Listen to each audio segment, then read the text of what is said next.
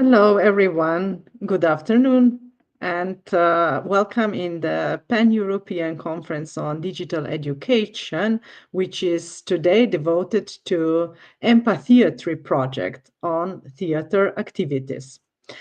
And tell us, where are you tuning from today? Comment with an emoji or with a word from which country you are coming from. I hope that the beginning of the school year treated you well and that you are still full of energy and ideas for the upcoming lesson plans and activities with your students. So today conference is devoted to the theater activities, and I think that theater activities are one of the most neglected teaching methodologies because they are so broad that they can be used in language learning, in mathematics, in history, social studies teaching. But because of the curricular restraint or because of the structured schedules that we are having, we just forget that this is actually a very useful tool we can use. So we will dive a little bit today into the project that was implemented in 4 countries, in Belgium, in Ireland, in Spain, and in Slovenia. Let's see what's ahead of us. Presentations are, as always, available in the Facebook group Pan-European Conference on Digital Education. So at first, Maja Jotić is the coordinator of the EMPATHEATRY project, and she will tell us the broader picture about the project.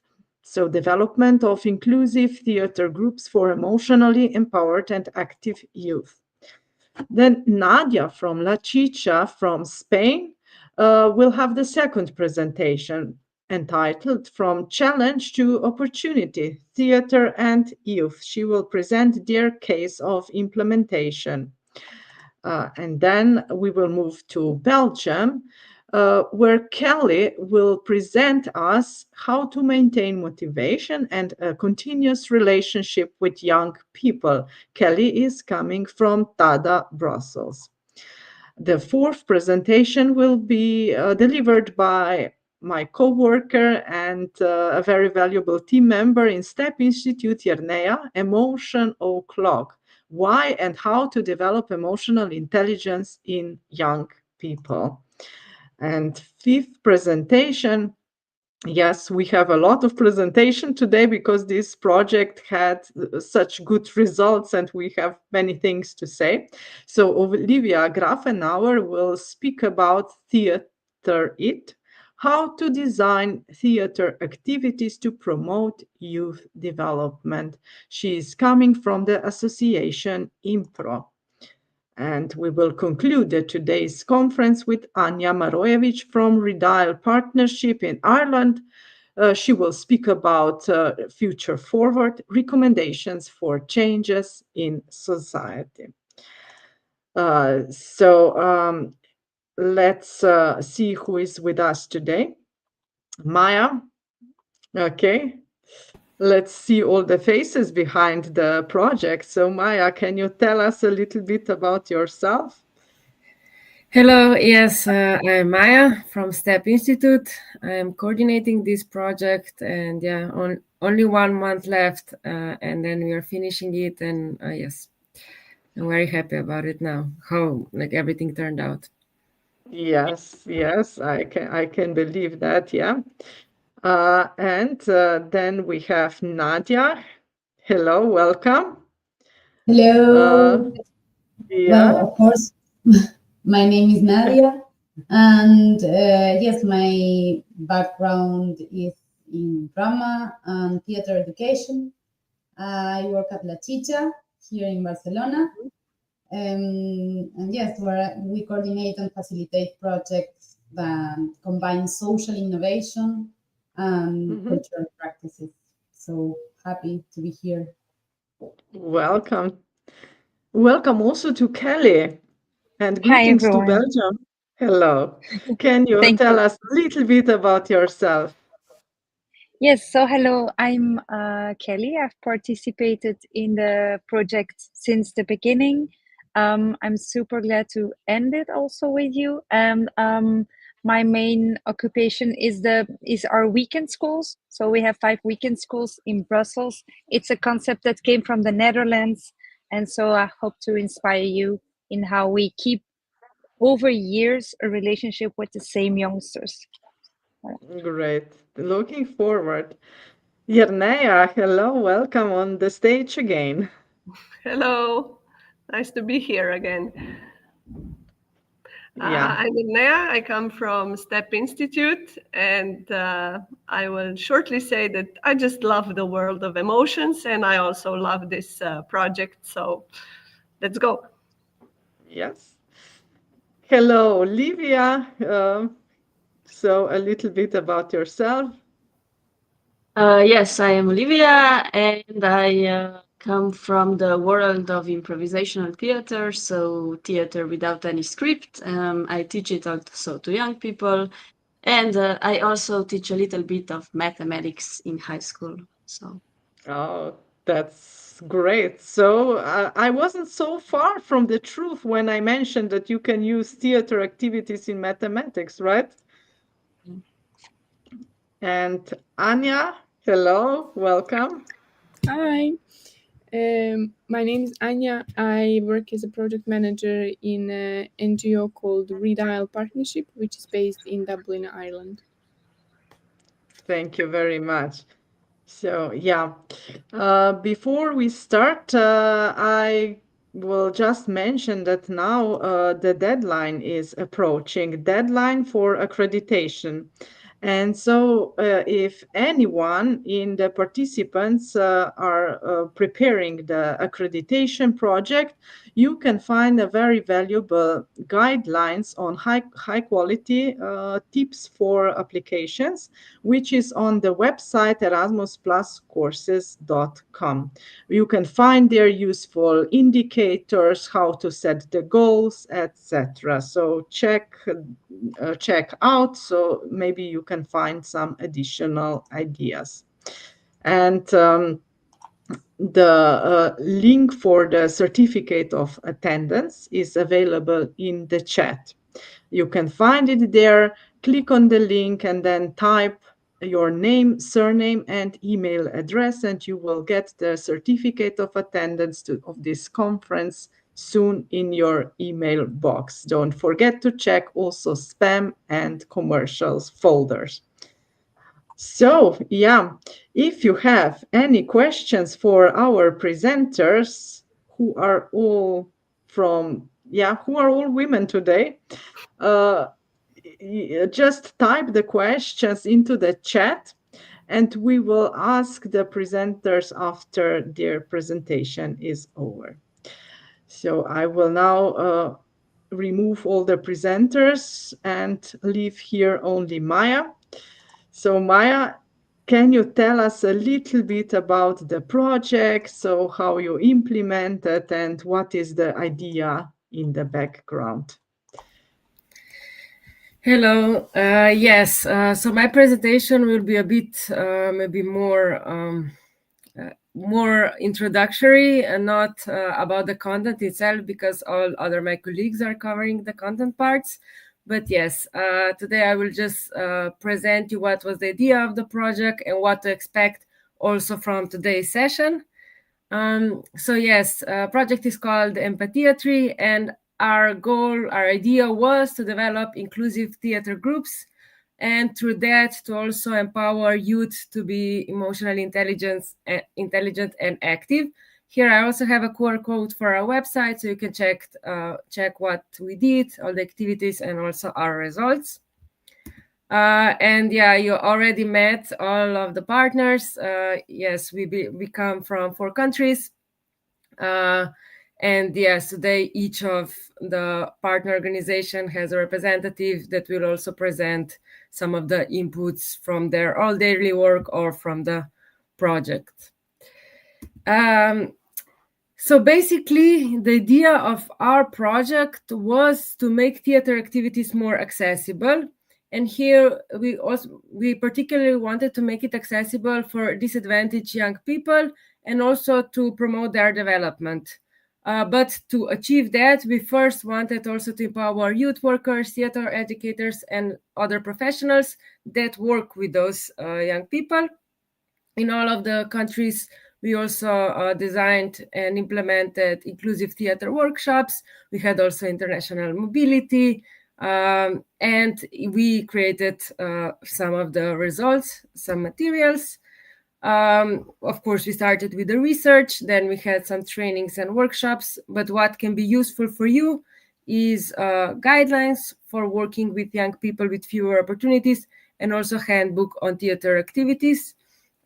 Especially handbook just came out, so it's a hot thing on the market, and it has quite a lot of concrete activities that you can maybe adapt and use in your work. And right now we are finishing our policy recommendations, because we want also, based on all of the project, we want to express what is important in the youth work and how we can improve it, and also how theater activities can be used in the development of young people. So what is the goal of this, the whole conference today? Our team will present their knowledge, their experience, and findings from the project, and also how we perceived or where we grow to work better, to have more quality work with young people. And we hope that you will gain some ideas that can be applied in your work. And also we want you to gain insight into how theater can influence youth development. And here we put a bit stronger emphasis on developing emotional intelligence. And that's it from my side. Now, yes, I invite you to carefully listen all of our partners and their topics. Yes, thank you, Maja. What do you think? So which activities we can actually, not activities, but competences we can develop in students when we use theater in regular teaching? Yeah, we were mostly focusing on emotional intelligence, especially on empathy, on self-expression. Like, I think the first step is for youth to try to be a bit with themselves, to try to understand their feelings, their emotions, and also to develop some social skills, helping each other. This we also saw when we had international mobility for young people, because it was really great to see how they started and how connected they were in the end, and they were coming from different countries, not even speaking English well, so it can be quite And useful. those competences are so needed in today's world of artificial intelligence and all the digital tools that are available all the time, and make sometimes students like a passive consumers of all those tools. So theater is something that doesn't leave you passive, but it's really demands action and activity from Yes. students and from all of us. Thank you, Maja, for this nice introduction. So we move now to Spain and to Nadia. Nadia will present us their way of implementing the EMPATHEATRY project, from challenge to opportunity, theater and youth. Yeah. Okay. Yeah, Nadia, here is your presentation, and we are listening. Okay, thank you. So thank you for listening. Good evening, everyone. And okay, so today I would like to talk about needs and challenges faced by youth workers and educators when we try to bring inclusive theater activities into young people's lives.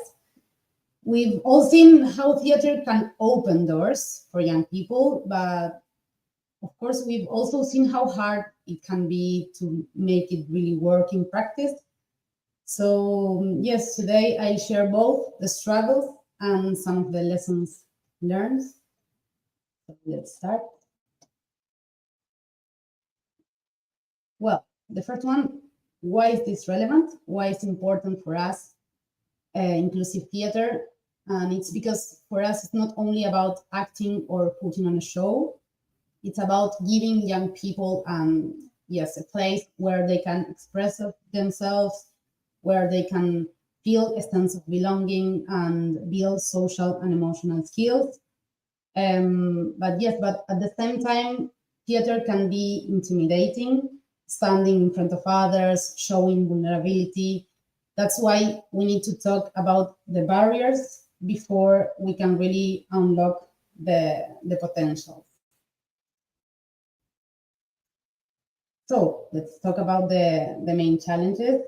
One of the biggest was or is creating a real safe space, because sometimes it's easy to say, okay, this is a safe space, but it's much harder to make young people actually feel it. Then another challenge is the fear of embarrassment. Many teenagers are terrified of looking silly in front of their peers. And the third challenge is continuity, because we think that one-off workshops can be fun, of course, but they don't build trust or long-term impact. And finally, access issues like language barriers, transport costs, or stereotypes like, okay, theater is only for certain type of kids, or it's only for the ones who want to be an actress or actors. So all of these common thoughts limit who participates. So let's see what young people need.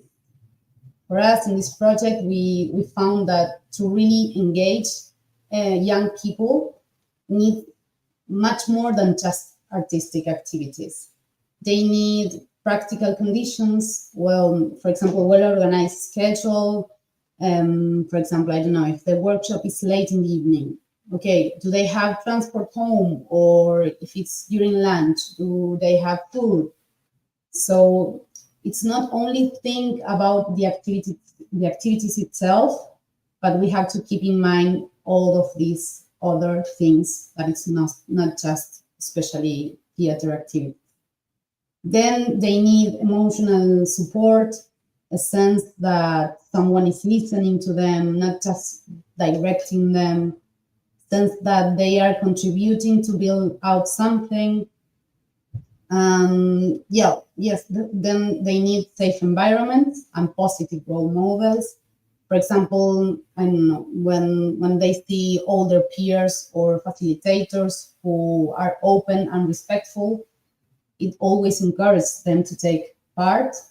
And the last one, but not less important, we think that they need fun. So if theater feels like another class, they will disengage. But when it feels playful, they often surprise us with their creativity. So just try to keep the leisure and the fun. And what about us, the youth workers and the facilitators, the educators? What we need? We've seen that often we face a lack of training in inclusion and diversity, because many of us learn theater techniques, but we don't know how to adapt them for certain type of groups or for young people with very different backgrounds and different needs. Also, we need resources. So it's hard to create inclusive workshops when you're alone, without support or basic material.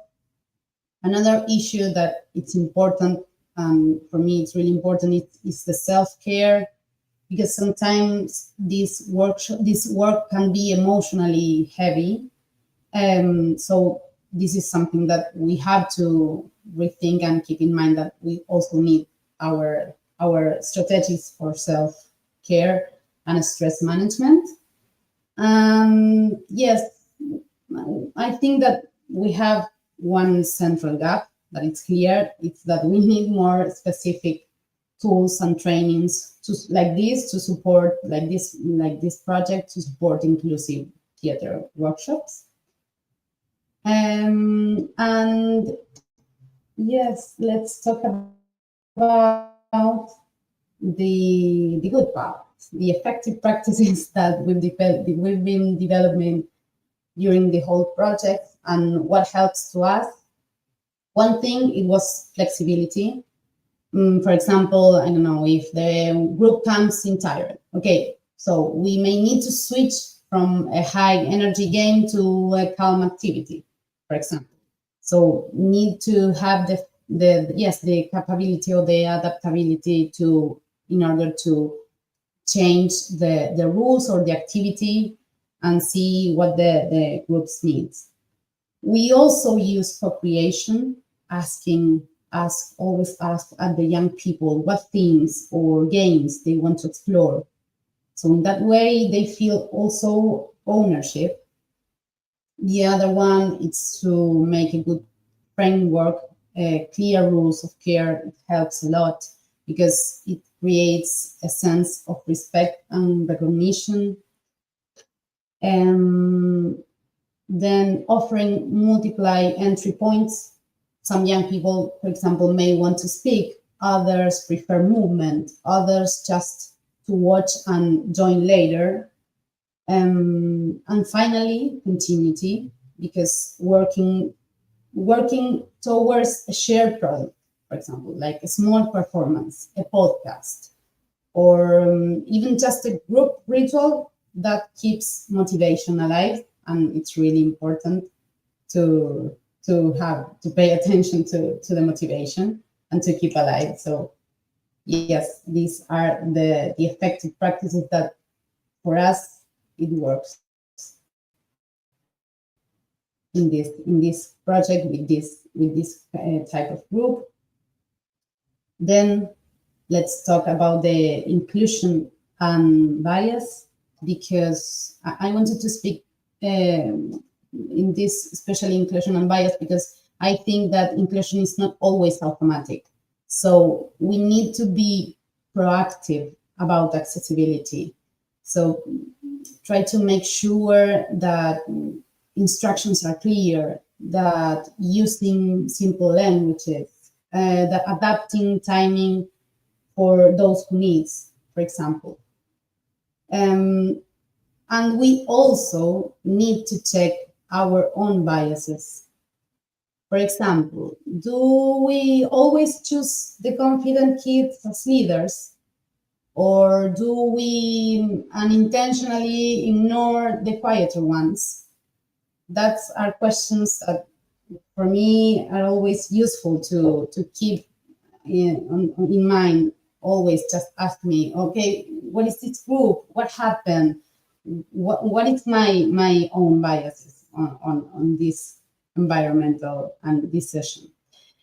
And yes, young people should always have the options to opt out. So make a clear framework, but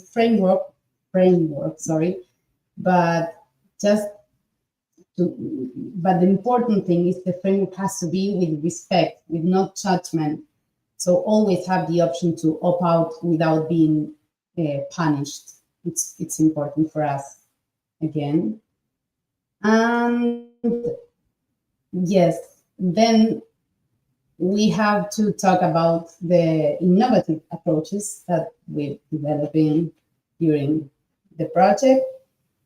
But first, to avoid being cliché, innovation doesn't mean expensive gadgets. We can use, for example, we can build from existing informal expression or from youth cultural practices like music, dance, rituals as entry points to the activity or to the result. Then try not to be the enemy of the technology. So applying technology with pedagogical intent, it could be useful too. And yes, innovation also means prioritizing body and movement over text sometimes, because not all young people feel comfortable with words. So this could be, again, an innovative approach if we think in this way. And last, sometimes innovation is simply rethinking the final performance. Maybe the process itself, the trust, the laughter, the collective creation is more important than putting on a polished and perfect show. Yes, the last thing, I think it was really, I was on a rush. I'm sorry if I was so quick. So just let me know if you don't understand something. Just put on the on the comments. But to finish, I would like to share with you 3 quick wins and 3 watch outs. So the 3 quick wins could be a care contract, always like clause, respect, opt out, like a clear framework based on respect. Then 2 entry doors, 2 doors of entry in every activity, verbal and non-verbal.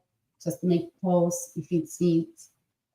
A co-design product, something achievable and motivating for the group. It's always an important thing to keep in mind. And 3 watch out. One is try to avoid isolated one-off workshops.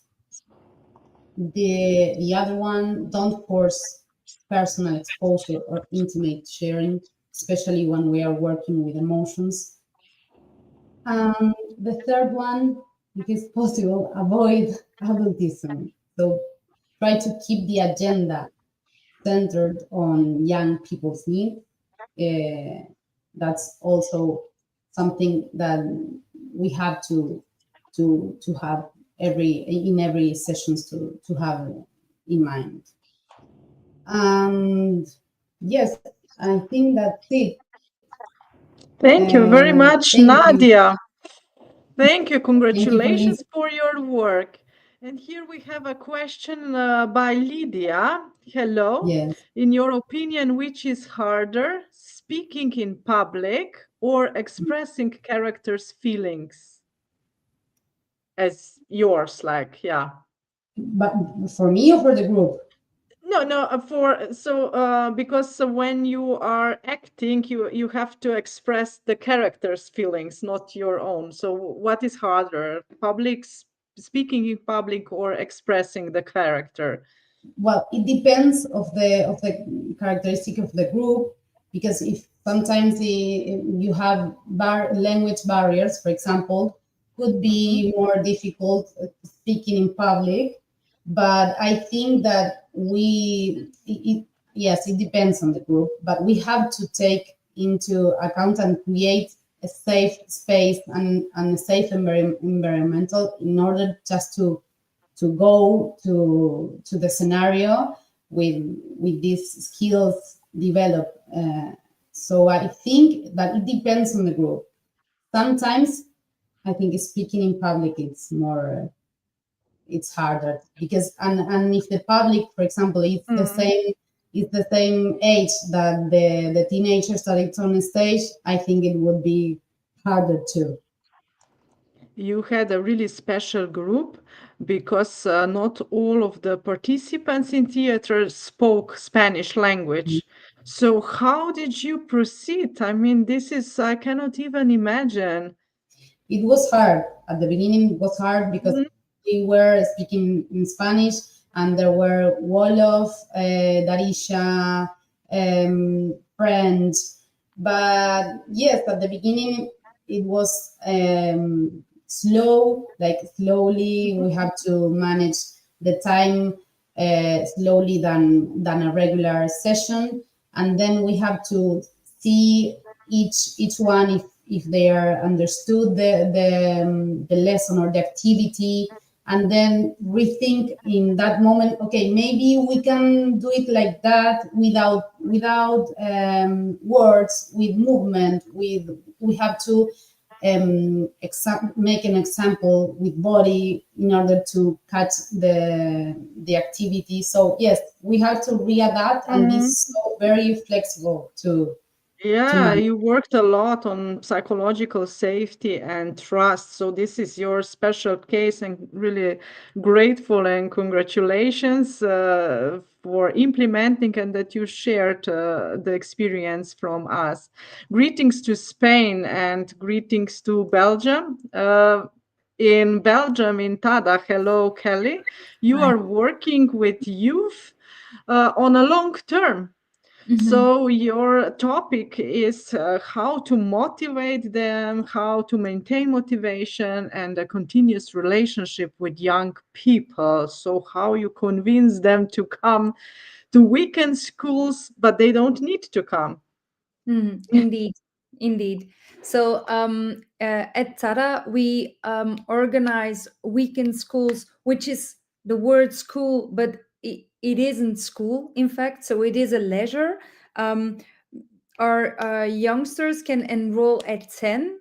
So at the age of 10, we go and invite them to come to Tara, but we also ask for their engagement over a minimum of 3 years. And after those 3 years, we even continue on offering them activities. So we believe that the impact you have on young people will be bigger if you can, just like Nadia said, so avoid one-off activities, because if you only do a one-shot activity, you're, in my opinion, not sure of the impact this activity has over the longer term for this child or for this young person. So I will go to my second slide, where I just present what our weekend schools are. I think it's very important to underline that the youngsters we work with are from very vulnerable backgrounds. So where they live are Brussels' most socioeconomic underprivileged neighborhoods. So the areas they live in really put a stamp on what their future might be.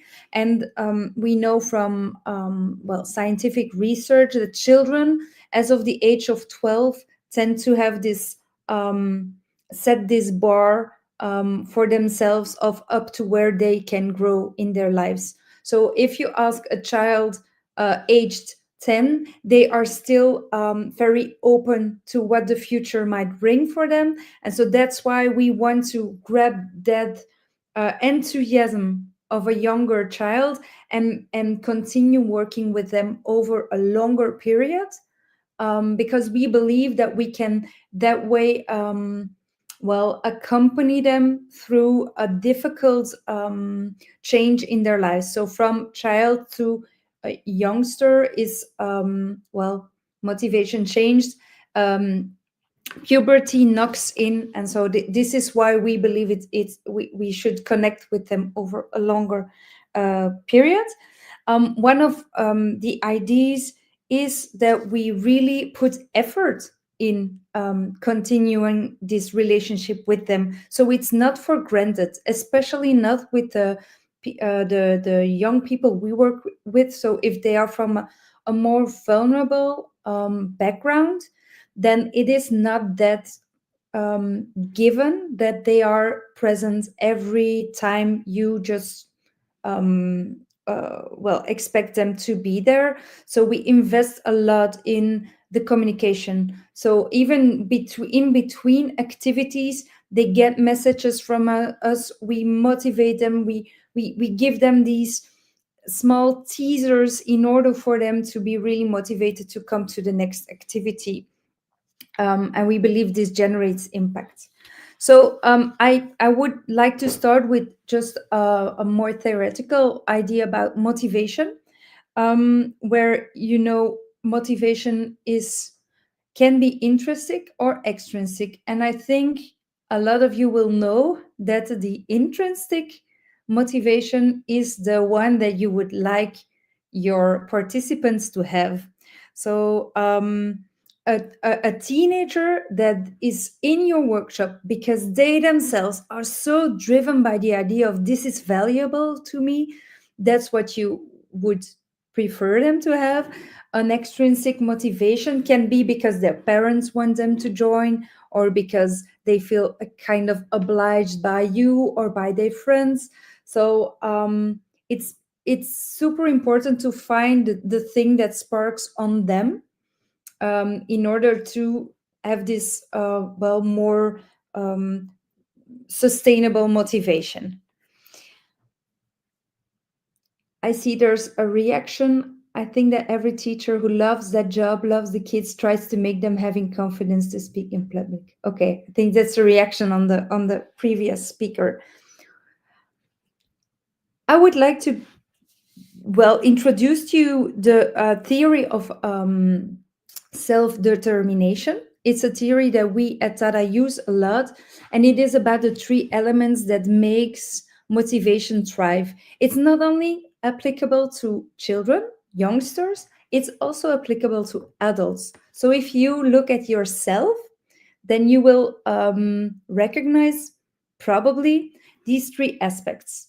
So when you think of yourself as, for example, an employee, then you will be able to score yourself in terms of relatedness to the place you work in, of the amount of autonomy you have in the job you are doing, and the amount of competence you feel when you execute the tasks you're asked to. So your competence, autonomy, and relatedness together make your level of motivation in this role you do. And the same goes for children. So at Tada, we try to always have in mind these 3 pillars. When we see that motivation is not very high, then we know that something with one of these 3 is wrong. I'll go to the examples. So for the relatedness, for example, we invest a lot, and I heard Nadia saying it too. We invest a lot in seeing the participants in who they are. So like giving value to what they have to bring in the group, giving not only the extroverts, but also the more shy participants a role, giving them attention, and making them feel like they belong to that place, to that group. If there's a connection between them, like if there's a we feeling, then that thrives the relatedness the children feel. So, and for that, giving attention to the emotions is important. And throughout the project, I've seen that theater techniques can be of great help when it comes to this relatedness. Voilà. For the autonomy, so it's not always easy to give a lot of autonomy, because you, of course, have your activity in mind and it goes from A to Z and you have your timings.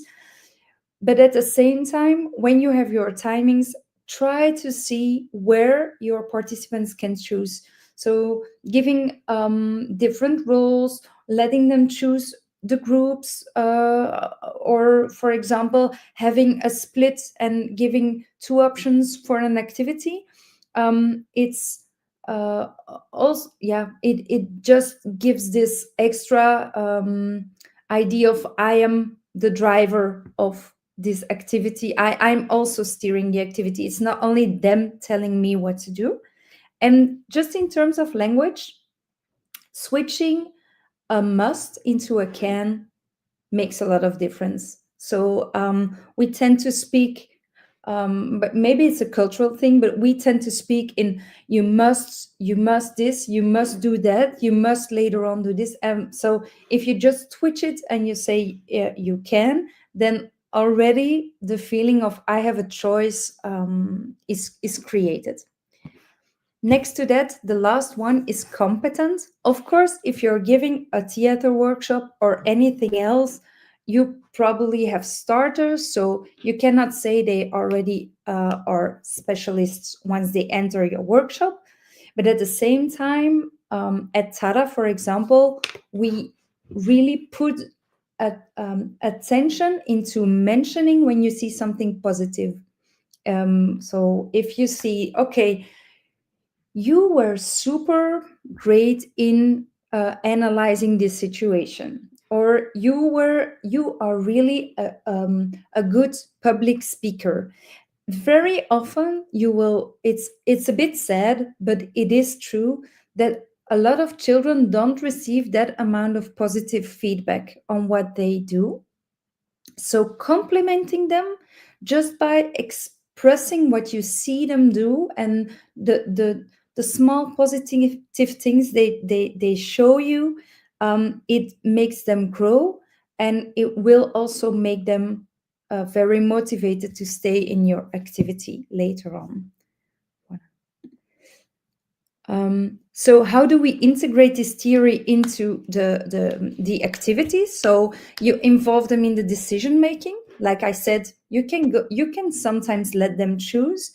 You can also ask, of course, for what they would like to do for the next session, for example, or for even in our case for the next school year.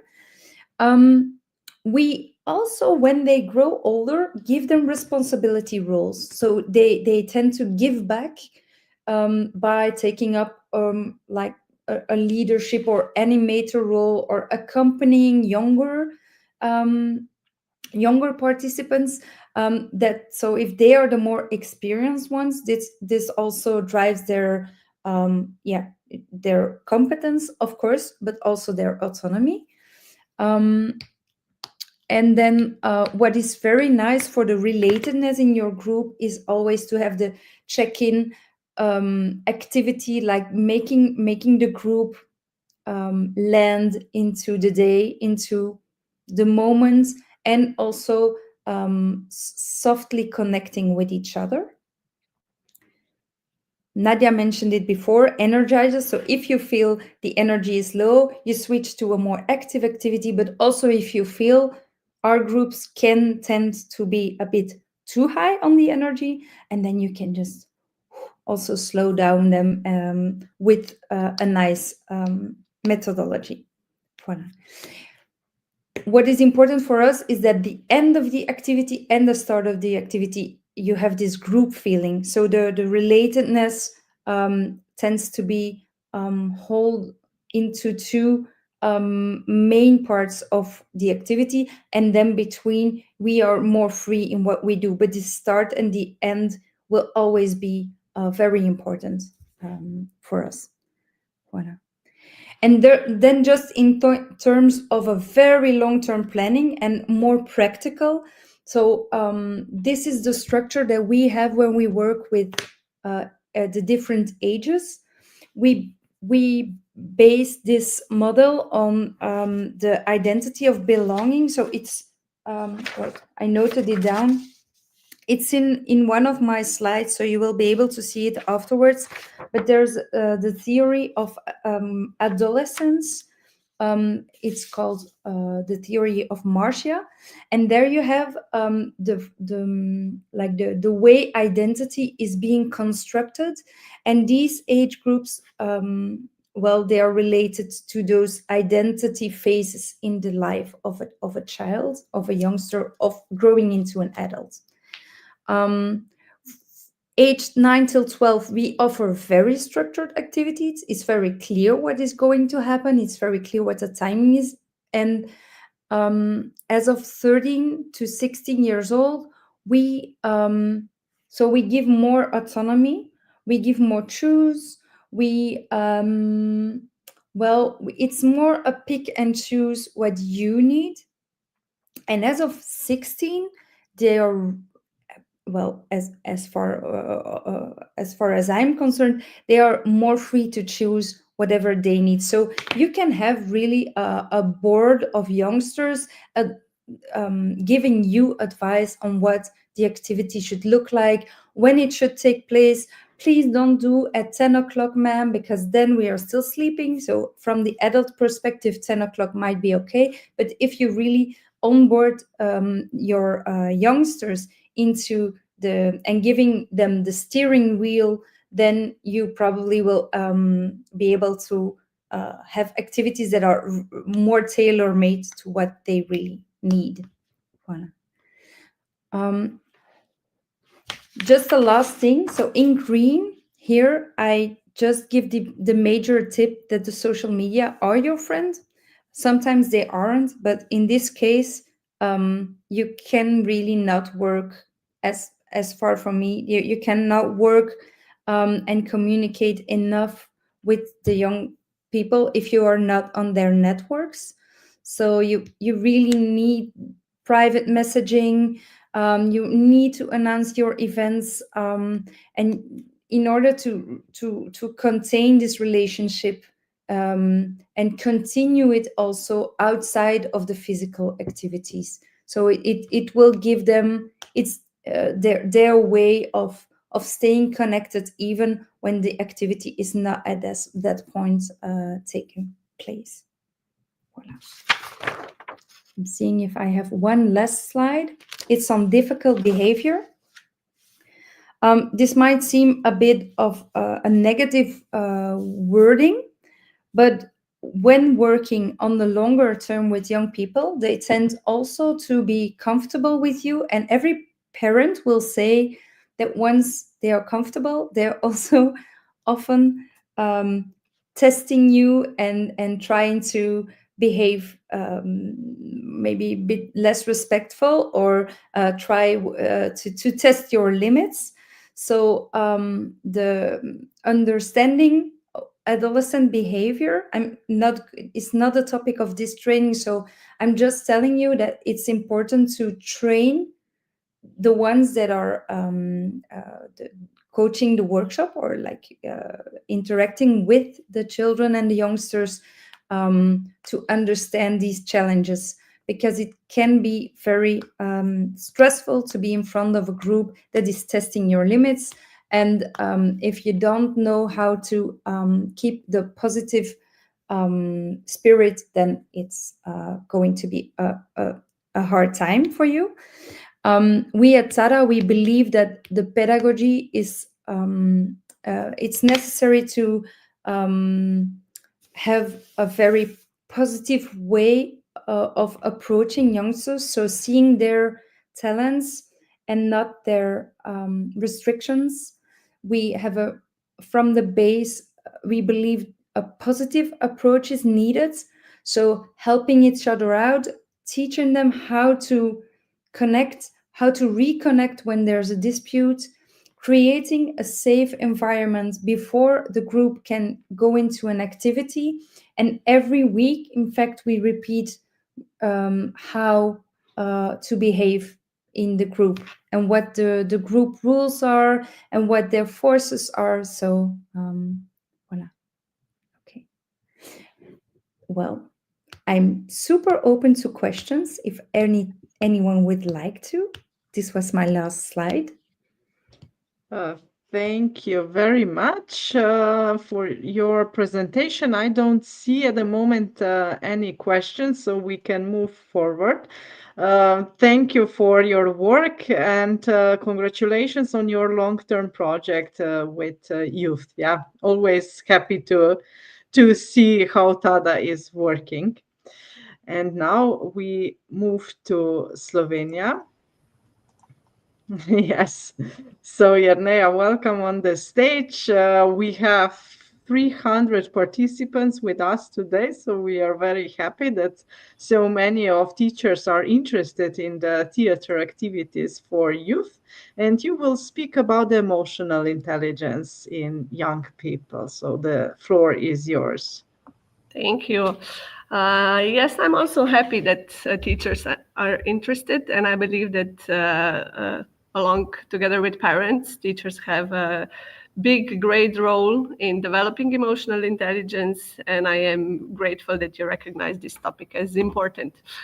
Okay, let's begin with this emotion o'clock.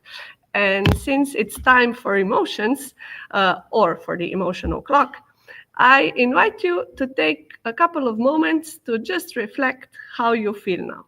You can just maybe close your eyes, try to connect with your emotions and sense what's going on. You can also look at this clock maybe to identify the emoji that maybe resonates the most with your feelings now. And I will give you just a couple of moments.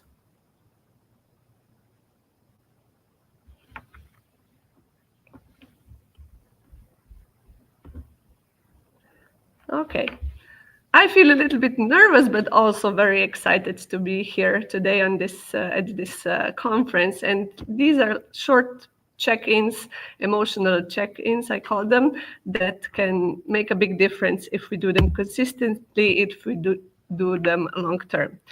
So, but let's begin. Why does the emotional intelligence even matter? And I'll be short because I'm sure that you, as teachers and people who want to invest in youth development, you know a lot already. It matters. It matters because it's really important for personal and professional development, like overall of every human being. Of course, it can also improve academic performance, success, because it affects focus, it affects motivation, how we deal with mistakes, how we learn, how we progress. We can develop healthier, stronger relationships, long-term relationships, because empathy, understanding emotions of each other's, building trust, these are all important parts, important aspects connected with emotions, and of course affect then how our relationships are formed. Emotional intelligence can improve our well-being, our health, so physical and mental health, because it relates to levels of stress, it relates to how positive or negative, pleasant or unpleasant emotional states, and it contributes. The higher the emotional intelligence, the higher can the levels of life satisfaction and happiness can be. It builds resilience. It helps us with dealing with situations, with problems, with challenges. It can strengthen our engagement and boosts motivation. And of course, these are all important for our children, our young people as well. And we've heard a lot from our project colleagues already about some guidelines, some like ABCs of how to work with youth, how to engage them, how to motivate them. And shortly, just I would like to add to that, we've heard a lot about creating safe space, welcoming each other as we are, as they are, the young people. So let's celebrate the emotions, give them space, but of course a safe space, and let's make small steps. And if these small steps are consistent, if they are part of daily routines in the classroom or in relationship or at activities, weekend schools, and if we adapt those activities, practices to the levels of the AI levels of the group, and if we are mindful, then these activities, these long-term steps can truly have a positive effect. And of course, adults, we are role models. So it's important that we also take care and we develop and we grow our own emotional intelligence, and then we can truly help others, especially children and young people, to develop it. And I always like to emphasize all emotions are okay. They are important, they are valid, they give us information. Yes, they can be unpleasant or pleasant, they can be very intense, but they are not like good or bad. We need them, and they can help us survive, they can help us learn and build relationships and the things that I've already said before. So let's have these general guidelines in mind when we do activities that link to emotions or developing emotional intelligence. We like to use the model of Daniel Goleman, a psychologist, and he developed a model of 5 pillars. They are the pillars of emotional intelligence, and basically there are also some most important or key emotional intelligence skills. So we have self-awareness, self-regulation, empathy, social skills, and motivation. And in the next couple of minutes, I will go through each pillar in the way that I have thought about, reflected, and gathered some ideas for practical activities that we can all use when working with youngsters, to develop emotional intelligence, to help them reflect their feelings, to help them work together, to express themselves, and to increase their motivation for learning, for getting into extracurricular activities, and of course, especially for building strong and trustful relationships.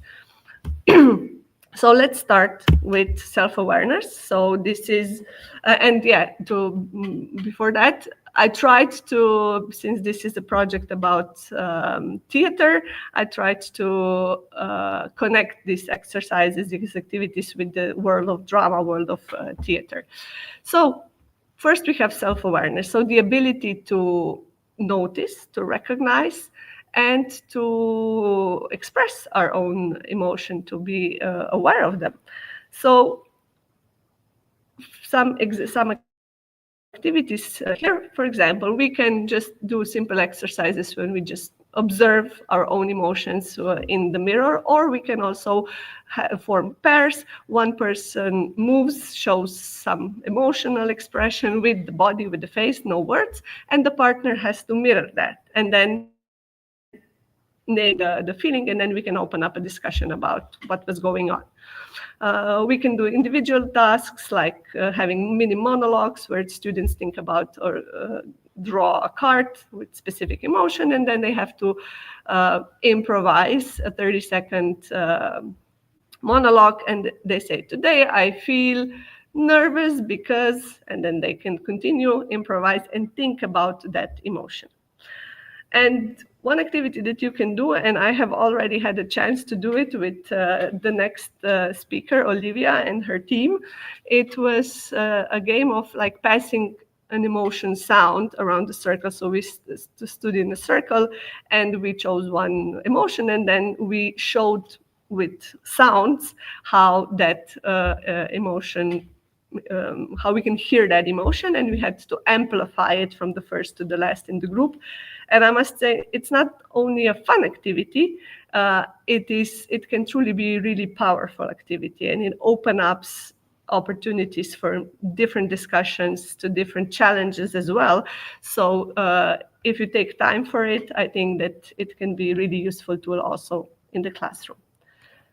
So now we are aware of our emotions, and of course the next step we have is self-regulation. So this is important because self-regulation means that we are able to not just feel emotions, but also manage them so that they don't take over our behavior, our thoughts, but we are able to calm ourselves down, feel the emotion, but then continue with our life, basically. So we can use different activities like role-playing. So what would you do if, and then we can talk about it, we can act it out. We can improvise different scenarios, for example, a difficult conflict, and then somebody says freeze, and everyone has to take 3 deep breaths and then replay the scene using a different approach, maybe more calm strategy. Or we can be creative, playful with different responses to a similar situation, and we can use different things like scarves, sticks, anything you find in the classroom to play that out.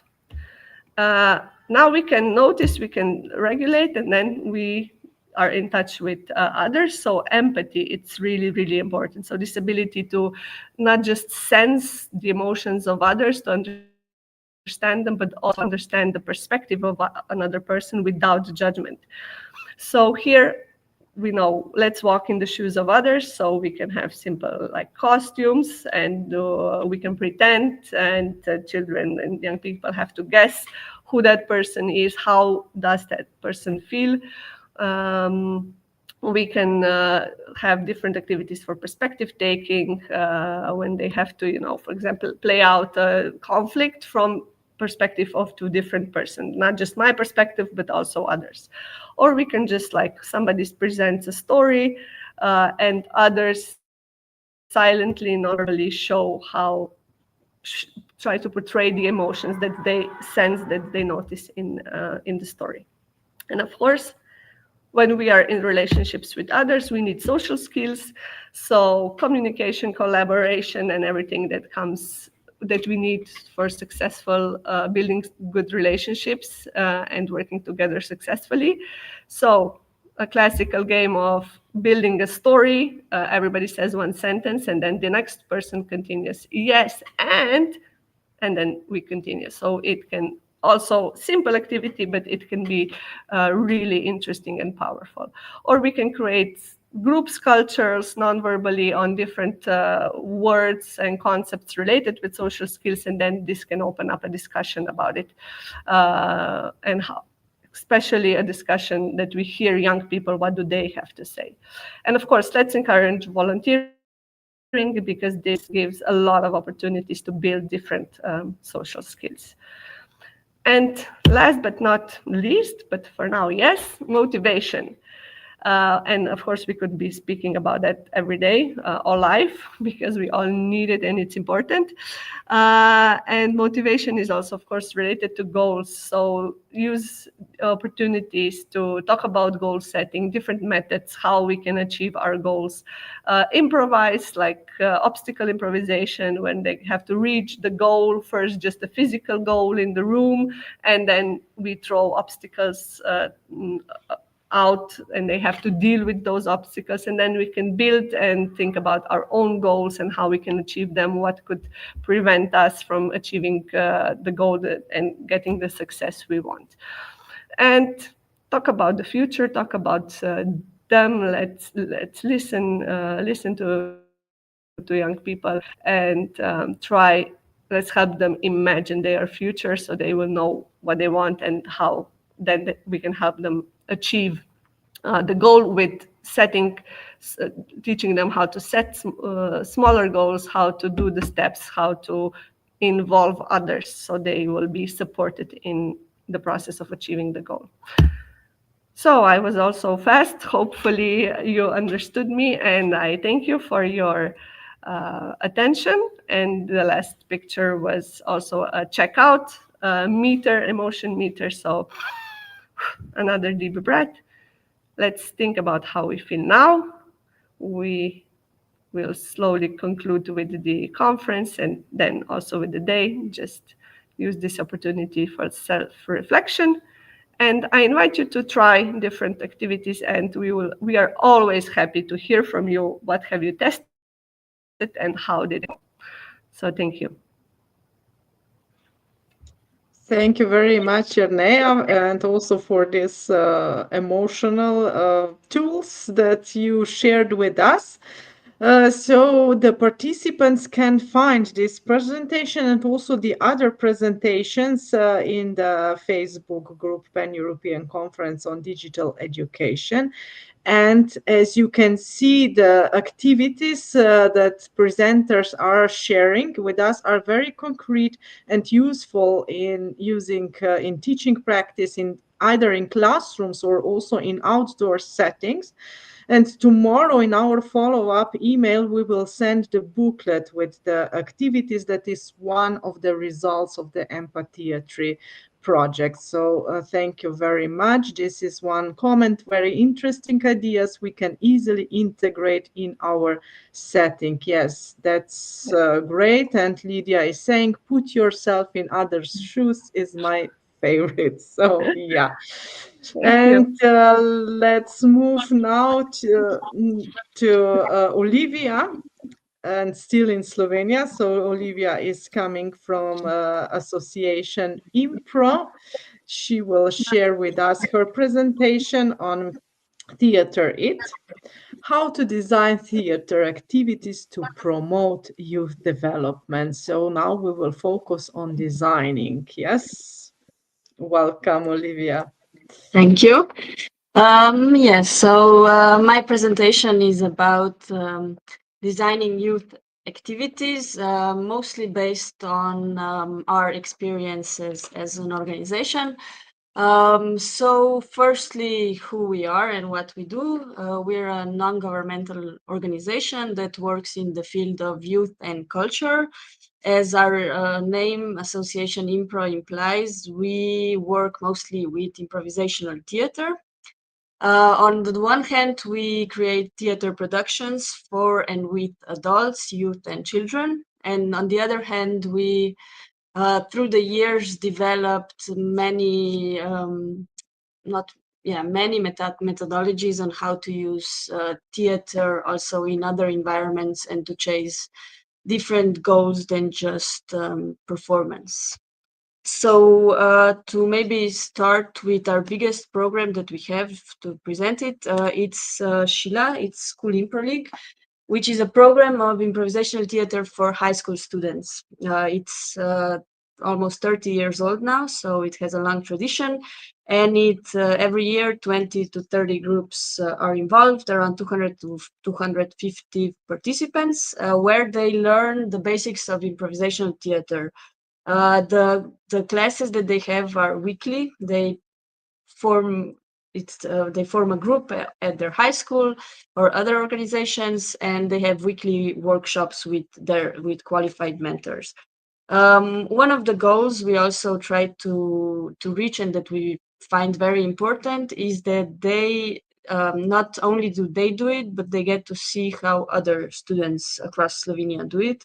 So they connect with pupils around the country.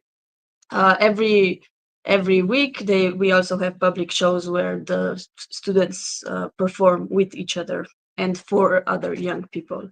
So it's a youth for youth program.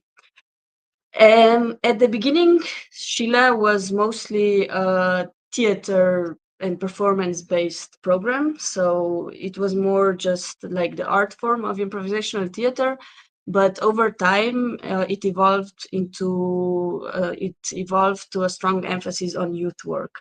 Why? Because improvisational theater is very closely connected to one's inner self. So for one to really perform well and to connect with others, you have to be very vulnerable. You have to be open to the ideas of others. You have to be open to exploration. So improvisational. So we gained insight that maybe we need more information about youth work in general, not just the art form, but also youth work. In improvisational theater, that there needs to be a safer space. There was already talk about this before in the previous presentations. And also the students emphasize the importance of safer spaces that they can have and spaces where they can freely express themselves and shape the content. So we do not give them any scripts. They use their own experience, their own knowledge to form the scenes and the performances. One very important aspect that the participants also find important is the freedom to make mistakes as part of the learning process. Especially in schools, we are very much driven by being the perfect one, having all the answers correct. The grade system is oriented towards not making mistakes. So theater and improvisational theater is an option where they can make mistakes and have fun while making mistakes, and learning that also mistakes are part of every process that they do. One important aspect of intertwining theater and youth work is also a fun and relaxed atmosphere where they can express themselves. So that's also one part that we find very important, even if you tackle difficult topics that are around us today and also all the time, that there's a place and space where they can just have fun and relax. So while we learned that we need to put more emphasis on youth work, on emotional intelligence and all that, we developed a program for theater professionals and theater and youth to learn these basic skills. So our mentors go through a program called Bodiga Treba, which is a non-formal educational program that's focused on training theater pedagogues, youth workers, and other theater professionals. And like Nadia, I think, said, not only do they need the skills of theater making, we also need the skills of youth work, of dealing with different crises that erupt during theater making. So the program is made out of different activities that both teach in the field of theater and in the field of youth work and soft skills. Now, to just maybe go through some of the skills that participants themselves emphasize that they are gaining through working in improvisational theater. It's collaboration, cooperation, because improvisational theater is a very collaborative art form, so you cannot really do it alone. Self-confidence, verbal and non-verbal communication, emotional awareness and expression, responsibility, creativity, active listening, innovative problem solving, and ability to develop ideas collectively. So this is just some of the skills that they gain while they do theater in general. So it's not we have to focus today on maybe gaining self-confidence. They gain it already through the activities. So we do not have to set a clear topic for different workshops. They gain it throughout. But you can also, of course, choose. Today we will do self-confidence, and all the activities are focused on that. So maybe now more to the role of mentors. We call them mentors. They're pedagogues, youth workers, etc. Maybe the difference that I see between a classic school system and the non-formal learning that we do is that the mentor is a part of the group, not above it. There's a different kind of authority. So that means we are not always right. We are not without mistakes. We are open to learning through and vulnerability. So if we ask the students to do that, we also have to be prepared to do all of the activities and fail as well. So we have to allow ourselves to be authentic, vulnerable, and learn through the process. Also, like Kelly said, I think it was Kelly, it's important that the youth is also involved in making the program, in putting their own content on stage.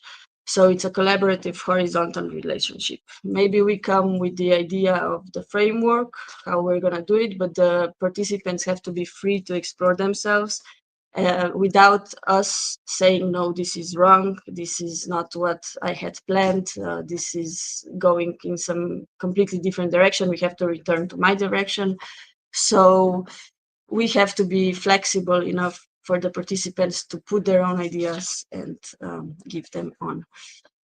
There's also the importance of feedback to encourage the participants themselves to engage in self-reflection and in reflection of others.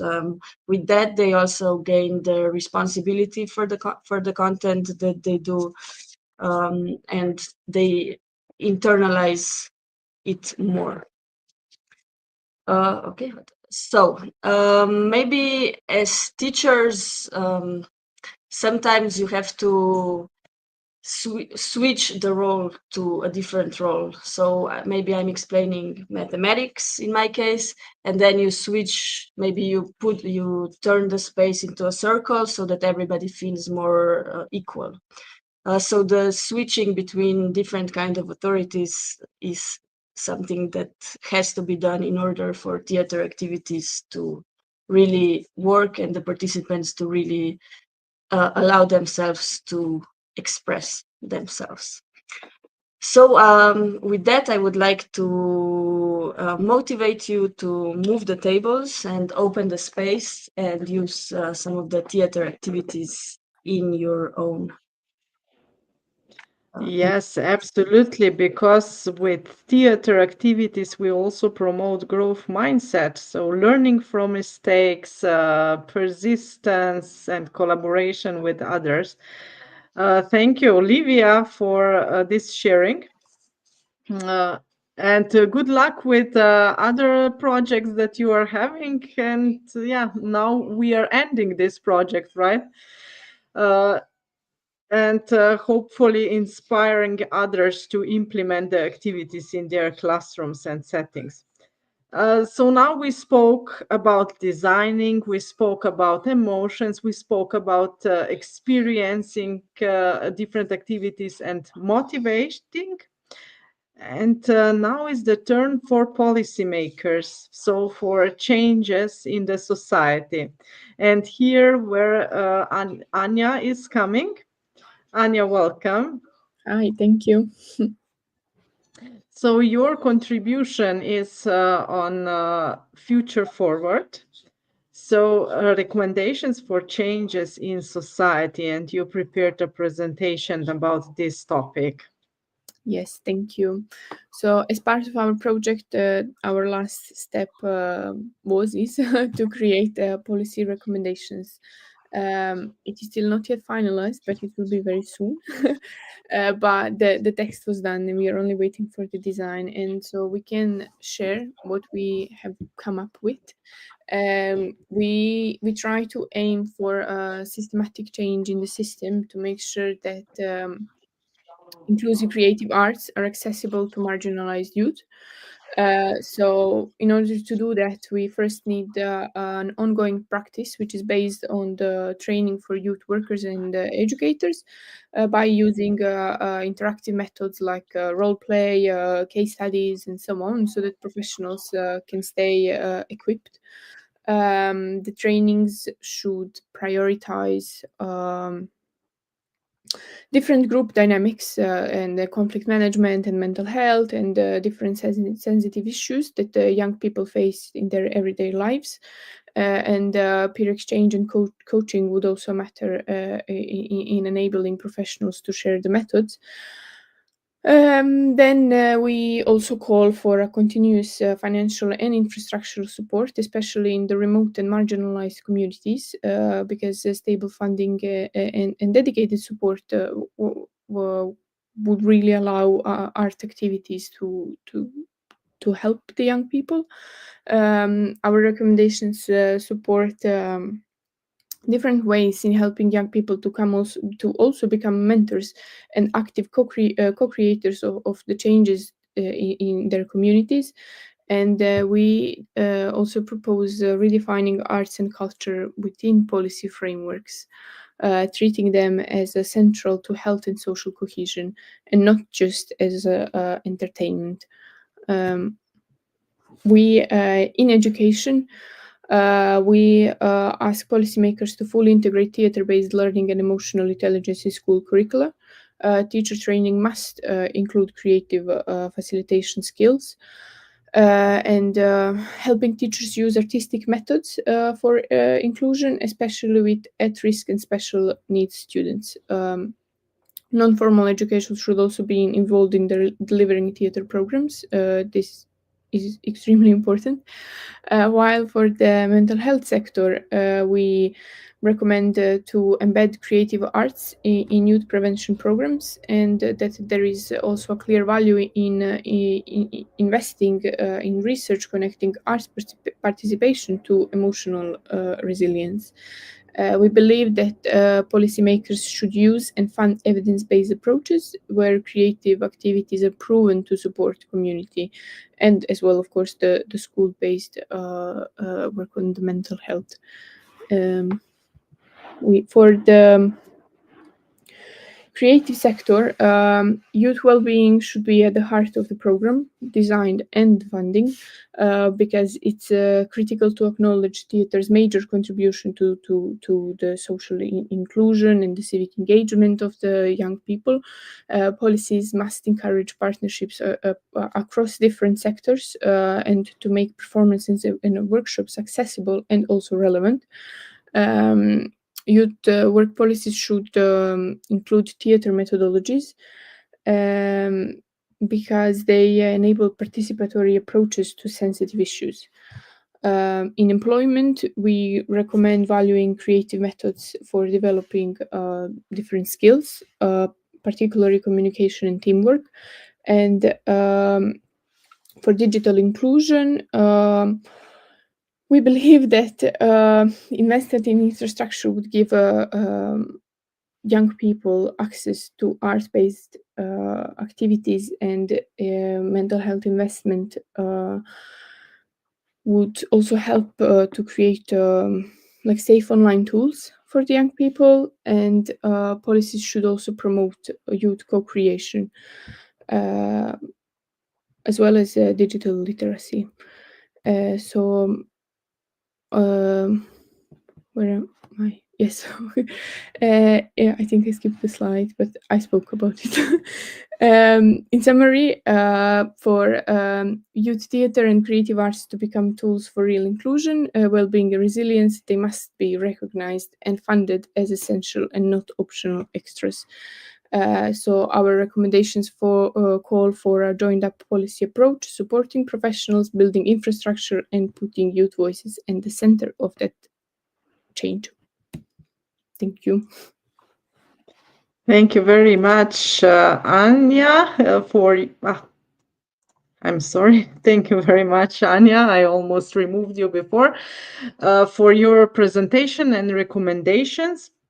I will now call Kelly, Nadia, and Maja just for a second, because we have another question from the participant, which we were not able to respond earlier. So maybe just few thoughts, but also as a conclusion for today's event, which was really beneficial for all of us. Here is the question. So how do you balance the possible tension between the individual self-expression and group dynamics when you are engaged in theater activities with youth? So maybe just an idea or two as a response to the question. I can Yeah, go Kelly. first. Yeah, I will just like give my advice from what we experience.